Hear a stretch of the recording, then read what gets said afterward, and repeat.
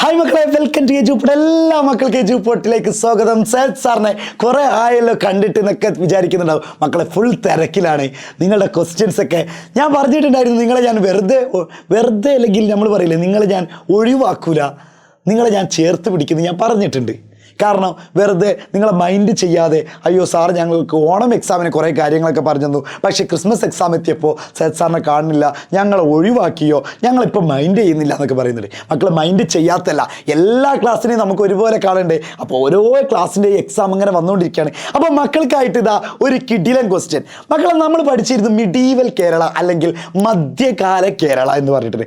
ആ കാലഘട്ടത്തിൽ കേരളത്തിലെ പല കാര്യങ്ങളും അവിടുത്തെ നമ്മുടെ എന്താണ് പറയുക ഗ്രാമപ്രദേശങ്ങളെ പറ്റിയിട്ടും കാസ്റ്റ് സിസ്റ്റം, ജാതി വ്യവസ്ഥയെ പറ്റിയിട്ടൊക്കെ നമ്മൾ പഠിച്ചു. അപ്പോൾ അതിൽ ഒരു ടോപ്പിക് മക്കളെ പിടിച്ചോ, ഇവിടുത്തെ നമ്മുടെ കേരളത്തിലെ ആർട്ടിനെ പറ്റിയിട്ടാണ് പഠിക്കുന്നത്. കേരളത്തിലെ ആർട്ട് ഫോം ഇൻ കേരള, കേരളത്തിൻ്റെ കലാരൂപങ്ങളെ പറ്റിയിട്ടാണ് പഠിക്കുന്നത്. കേരളത്തിൻ്റെ പ്രധാനപ്പെട്ട കലാരൂപങ്ങളാണ് dance and music flourished in temples and arts like. മക്കളെ ക്ഷേത്രങ്ങളിൽ ഉണ്ടായിരുന്ന പ്രധാനപ്പെട്ട കലകളായിരുന്നു ഏത്? ഓക്കെ, ഏതൊക്കെയായിരുന്നു? കൂത്ത്, അതുപോലെ തന്നെ കൂടിയാട്ടം, അതുപോലെ തന്നെ കഥകളി.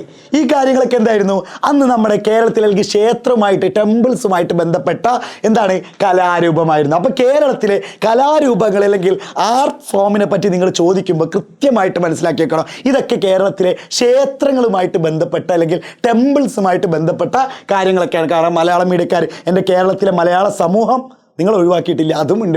കണ്ടോ, കൂത്ത്, അതുപോലെ തന്നെ കൂടിയാട്ടം, കഥകളി, ഇതൊക്കെ നോക്കണേ. കൂടിയാട്ടം, കൂത്ത്, ഇതൊക്കെ എന്തായിരുന്നു? പ്രധാനപ്പെട്ട ക്ഷേത്രകലകളായിരുന്നു. പിന്നെ അതുപോലെ തന്നെ അനുഷ്ഠാന കലകളുണ്ട്. അതൊക്കെയാണ് ഏതൊക്കെയാണെന്ന് അല്ലെങ്കിൽ റിച്വൽ ആർട്ട് ഉണ്ട്. അത് ഏതൊക്കെയാണെന്ന് വെച്ച് കഴിഞ്ഞാൽ തെയ്യം, തിറ, അതുപോലെ തന്നെ കലമ്പാട്ട്. മനസ്സിലായോ മക്കളെ? നോക്കണേ, ഏതൊക്കെയായിരുന്നു? തെയ്യം, തിറ, കളമ്പാട്ട് തുടങ്ങിയ എന്താണ് അനുഷ്ഠാന കലകളാണ് അല്ലെങ്കിൽ റിച്വൽസ് ആണ്. ഇതെന്തായിരുന്നു? കൂത്തമ്പലത്തിലുള്ള കലകളായിരുന്നു. ഇതൊക്കെ ക്ഷേത്രവും നൃത്തവും അല്ലെങ്കിൽ ക്ഷേത്രങ്ങളിൽ നൃത്തവും സംഗീതവും ഉണ്ടായിരുന്നതാണ്. അതിൻ്റെ ഭാഗമായിട്ട് വന്നതാണ് കൂത്ത്, കൂടിയാട്ടം, കഥകളി. എന്നാൽ അനുഷ്ഠാന കലകളാണ് ഏതൊക്കെ? തെയ്യം, തിറ, കളമ്പാട്ട് എന്ന് പറയുന്നത്. ഓക്കെ അല്ലേ മക്കളെ? സെറ്റല്ലേ? പിന്നെ ഇനി നമുക്ക് നോക്കാം. പിന്നെ അതുപോലെ തന്നെ ഡിഫറെൻറ്റ് റിലീജിയസുമായിട്ട് ബന്ധപ്പെടിച്ചാൽ മതപരമായിട്ട് ഒപ്പന കണ്ടിട്ടില്ലേ?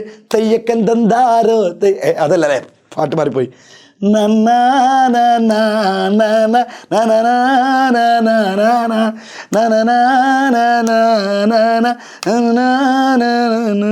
അല്ലേ, ഒപ്പന കേട്ടിട്ടില്ലേ? ഒപ്പന നമ്മളെ നാട്ടിലൊക്കെ ഉണ്ടാവാറുണ്ട്. ഞങ്ങൾക്ക് ആൺകുട്ടിയൊക്കെ വട്ടപ്പാട്ടാണ്, തെഞ്ചിൽ അങ്ങനെ ഒരു വട്ടപ്പാട്ടൊക്കെ ഉണ്ടായിരുന്നു അല്ലേ. അപ്പോൾ അതൊക്കെ ഒരു റിലീജിയസ് ആയിട്ടുള്ള കാര്യം ഒപ്പന എന്ന് പറയുന്നത് അല്ലേ. ഒപ്പന വരുന്നുണ്ട്. പിന്നെ അതുപോലെ തന്നെ മാർഗം കളി, പിന്നെ അതുപോലെ തന്നെ ചവിട്ട് നാടകം. ഇതൊക്കെ എന്താ മതാചാരങ്ങളും ഭാഗമായിട്ടുണ്ടായ എന്തെന്ന് വേണമെങ്കിൽ പറയാം, നമ്മുടെ ആർട്ടുകളാണ്. ഇതാണ് കേരളത്തിലെ മിഡീവൽ കാലഘട്ടത്തിൽ അല്ലെങ്കിൽ മിഡീവൽ കേരളത്തിൽ പഠിക്കാനുള്ള കാര്യങ്ങളെന്ന് പറഞ്ഞത്. അപ്പോൾ മക്കളെ സെറ്റാണോ? ഹാപ്പി ആണോ? അപ്പോൾ ഇത് സെറ്റാക്കി വെക്കുക, ഇത് പഠിച്ചു വെച്ചോളൂ. ചിലപ്പോൾ ചോദിക്കും മിഡീവൽ കേരളത്തിലെ കലകളെ പറ്റിയിട്ട് അല്ലെങ്കിൽ ആർട്ട് ഫോം ഇൻ കേരള പഠിച്ചു വെക്കണേ, സെറ്റാക്കണേ, ഹാപ്പി ആക്കണേ. അപ്പോൾ എങ്ങനെ കാര്യങ്ങൾ? Bye bye.